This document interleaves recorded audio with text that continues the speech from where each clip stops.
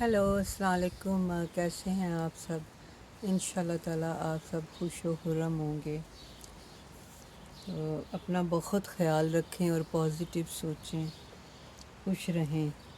آج میں نے ایک ویڈیو دیکھی جس میں کہہ رہے تھے کہ جب کوئی روتا ہے تو اس کے آنسو سچے ہوتے ہیں۔ تو مجھے بہت اس بات پہ افسوس بھی ہوا اور ہنسی بھی آئی کہ دیکھیں ہمارے قرآن پاک میں واقعہ موجود ہے کہ جب حضرت یوسف کے بھائیوں نے انہیں کنویں میں پھینک دیا تھا تو انہوں نے گھر آ کے اپنے والد سے کہا کہ انہیں بھیڑیے کھا گئے ہیں، اور یہ بات انہوں نے رو رو کے بیان کی تھی۔ اور انہوں نے یہ بات ہمارے مذہب میں کیوں بتائی گئی کہ لوگ دوسروں کے آنسوؤں پر یقین نہیں کریں۔ میں نے زندگی میں خود لوگوں کو جھوٹے آنسوؤں سے روتے دیکھا ہے۔ تو میرا ویڈیو بنانے کا مطلب یہ ہے کہ آپ دوسروں کے آنسوؤں پہ پلیز مت جائیں۔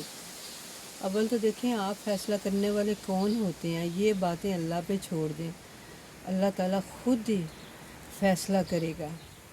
کسی کے جب کوئی جھوٹے آنسوؤں سے دوسروں کو ذلیل کرنے کی کوشش کرتا ہے تو وہ زندگی میں خود ہی کبھی نہ کبھی ضرور ذلیل ہوتا ہے۔ یہ ایک طرح کا لون ہے جو اللہ تعالیٰ نے اسے واپس کرنا ہے، اس سے زیادہ کی سزا دے کے، جو کہ اس نے وہ آنسو بہا کے اپنی بات کو سچ ثابت کرنے کی کوشش کی یا وہ کوشش میں کامیاب ہو گیا تو یہ وہ قرضہ ضرور پے کرے گا۔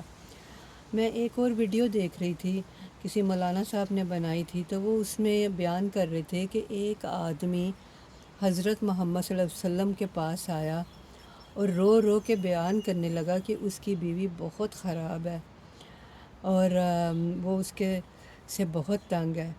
تو حضرت محمد صلی اللہ علیہ وسلم نے اس آدمی کی بات سنی اور کوئی جواب نہیں دیا۔ جب وہ آدمی چلا گیا تو ان کے پاس جو صحابہ بیٹھے تھے انہوں نے حضرت محمد صلی اللہ علیہ وسلم سے پوچھا کہ آپ نے اس آدمی کو کچھ جواب نہیں دیا، کوئی تسلی نہیں دی۔ تو حضرت محمد صلی اللہ علیہ وسلم نے جواب دیا، اللہ جانے کہ اس کے آنسو حضرت یوسف کے بھائیوں جیسے ہیں یا سچے ہیں۔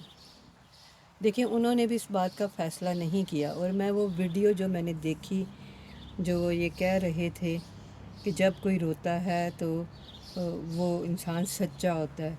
تو کبھی بھی کسی کے آنسوؤں پہ جا کے کوئی فیصلہ مت کریں، نہیں تو آپ کو بھی زندگی میں یہ جو آپ کریں گے وہ ایک طرح کا قرضہ ہے، وہ واپس ضرور آپ کو ملے گا اور وہ سود کے ساتھ ملے گا۔ تو بس مجھے یہی کہنا تھا۔ اول تو دیکھیں کوئی بھی نیک انسان کسی پہ تہمت لگاتا ہی نہیں ہے، بلکہ وہ اللہ سے دعا کرتا ہے کہ یا اللہ اس کو ہدایت دے، نہ کہ وہ فون پکڑ کے یا کسی سے مل کے اس کو ذلیل کرتا ہے۔